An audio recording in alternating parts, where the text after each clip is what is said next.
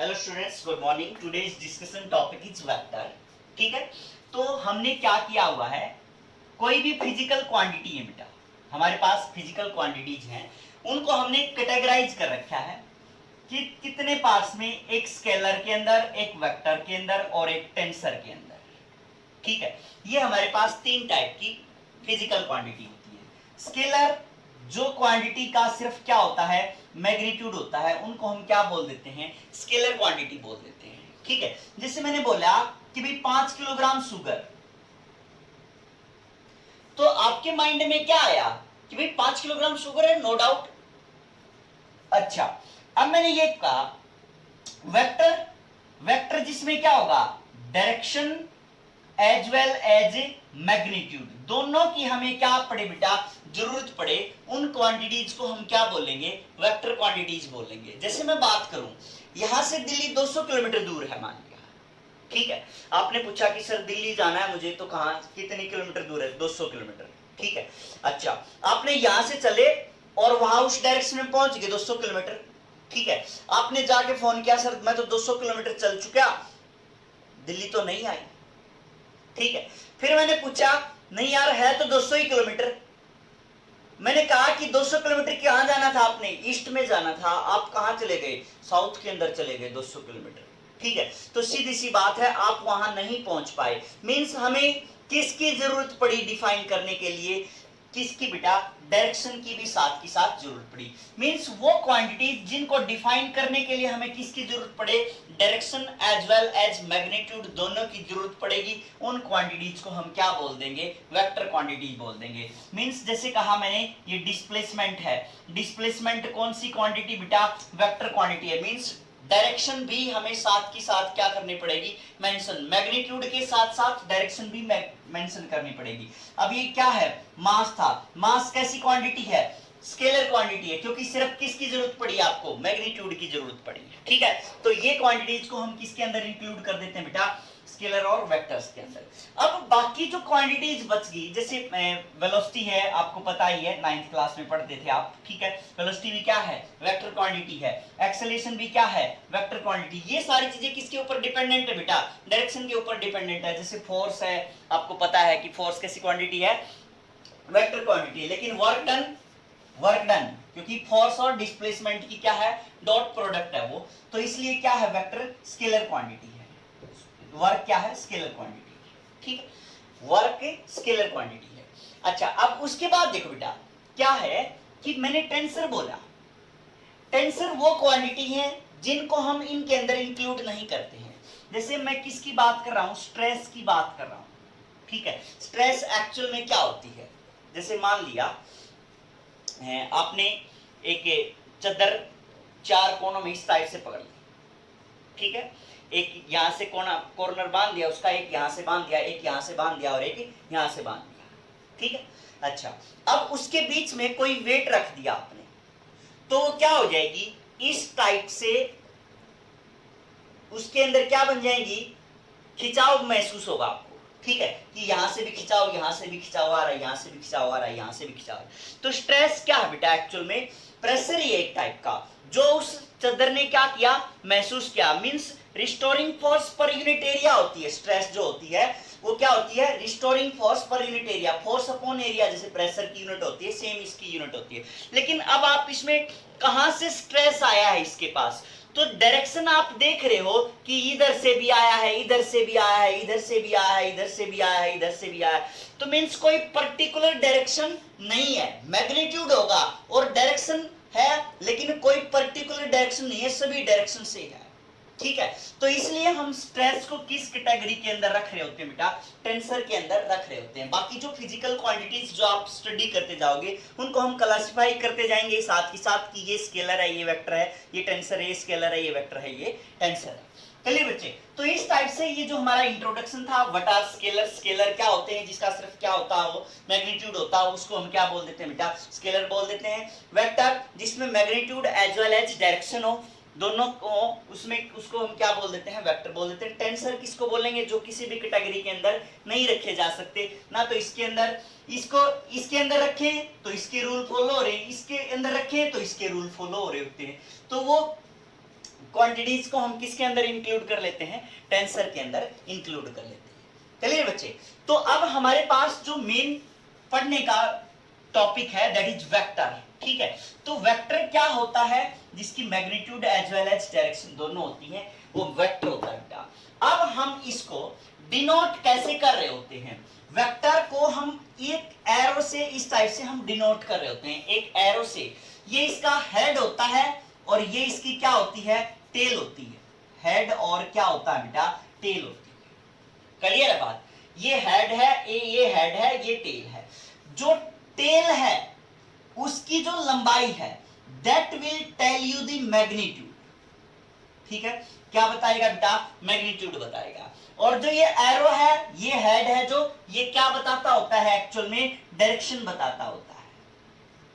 ठीक है, मैंने कोई वेक्टर लिखा इस टाइप से, इस टाइप से।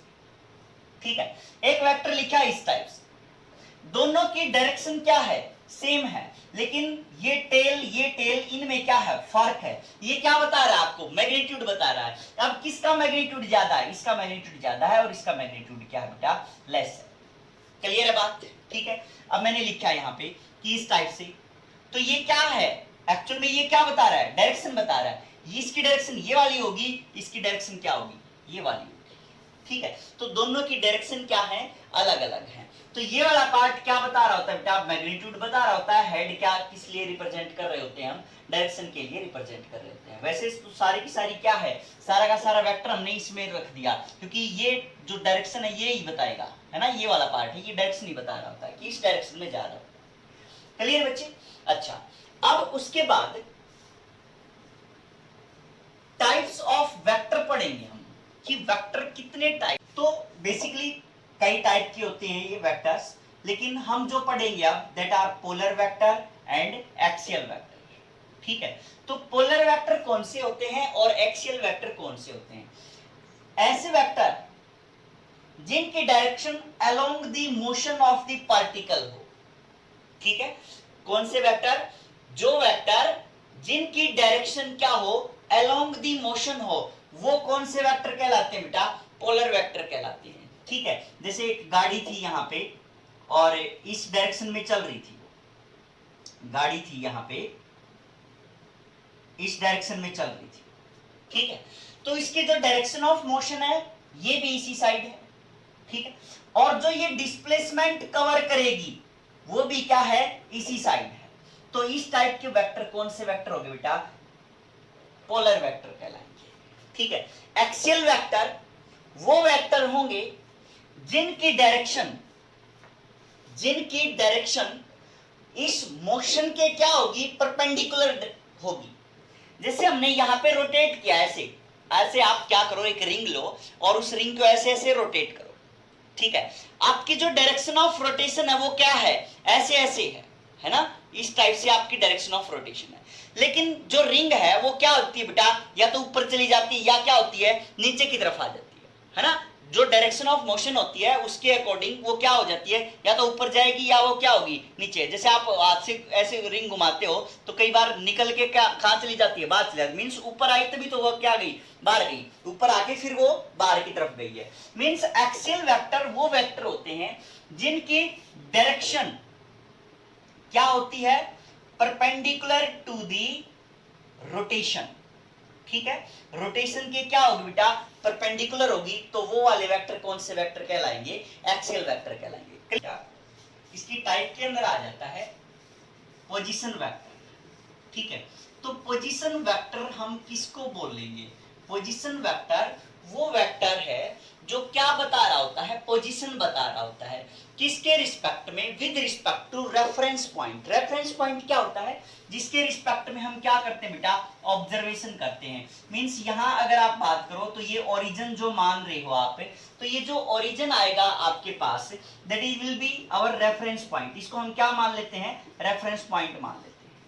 ठीक है, इस रेफरेंस पॉइंट के रिस्पेक्ट में हमने यहाँ पे कोई पॉइंट कंसीडर कर लिया, कि जैसे मान लिया हमने 2 3 कह दिया यहाँ पे, तो इसका मतलब क्या होगा कि भाई एक्स डायरेक्शन में 2 है और y डायरेक्शन में कितना है 3, मींस x डायरेक्शन में हम 2 चले और y डायरेक्शन में कितना 3, तो यहाँ पे कितना 2। तो इसका मतलब यही हो गया बेटा कि ये क्या बता रहा है, पोजीशन बता रहा है। मींस यहाँ से कितना 2 मीटर मान लिया यहाँ से चलोगे और 3 मीटर ऐसे चलोगे तो वो पॉइंट आ जाएगा आपके पास जिस पॉइंट पे आपने पहुंचना है। ठीक है, तो ये क्या बता रहा है, पोजीशन बता रहा है। इसने क्या बता दी, इसकी पोजीशन बता दी कि इस डायरेक्शन में इतना जाना है और इस डायरेक्शन में आपने इतना जाना है। तो जो आपके पास x डायरेक्शन में है उसको डिनोट करने के लिए हमारे पास क्या होता है बेटा, आई कैप होता है। y डायरेक्शन में है उसको डिनोट करने के लिए हमारे पास क्या होता है, j कैप होता है। सिमिलरली जब आप 3D कोऑर्डिनेट्स के बारे में बात करोगे तो हमारे पास जो z डायरेक्शन में होगा उसके लिए हम क्या लिख देते हैं बेटा, k कैप लिख देते हैं। मींस अगर आप इस पॉइंट की पोजीशन लिखना चाहो तो a वेक्टर मान लिया, कोई भी पोजीशन वेक्टर है a मान लिया हमने, तो दैट इज इक्वल टू क्या आ गया हमारे पास 2i प्लस 3j आ गया। सिमिलरली अगर आप 3D की बात 3 उसमें बात कर रहे हो तो 3 कोऑर्डिनेट सिस्टम में बात कर रहे हो तो a इज इक्वल टू जैसे हमने लिखना है कि यहाँ पे 2 3 और 5 लिख दिया, ये पॉइंट कितना है 2 3 5, मींस z डायरेक्शन ये वाली है ना। तो इसको डिनोट कैसे करते होते हैं बेटा कि z डायरेक्शन में ऐसे तो अब पेन आप ऐसे तो लटका नहीं सकते इसके बीच में, तो क्या करोगे आप एक लाइन ऐसे खींच दोगे, मींस ऐसे तो आप नहीं बता सकते कि ये लाइन ऐसे है, तो इसके लिए क्या कर दिया हमने z डायरेक्शन में इस टाइप से कर दिया। तो हमारे पास क्या आ गया कि z डायरेक्शन में k कैप आ गया, तो इसका मतलब क्या हो गया 2i plus 3j plus 5k, ये हमारे पास क्या आ गया, इसका पोजीशन वेक्टर आ गया। क्लियर है बात, ठीक है। तो 3 कोऑर्डिनेट सिस्टम में ये हो जाएगा, 2 कोऑर्डिनेट सिस्टम में है तो इस टाइप से आ जाएगा। तो पोजीशन वेक्टर क्या होते हैं, जो पोजीशन को बताएं विद रिस्पेक्ट टू एनीथिंग, तो वो क्या होते हैं बेटा, पोजीशन वेक्टर होते हैं।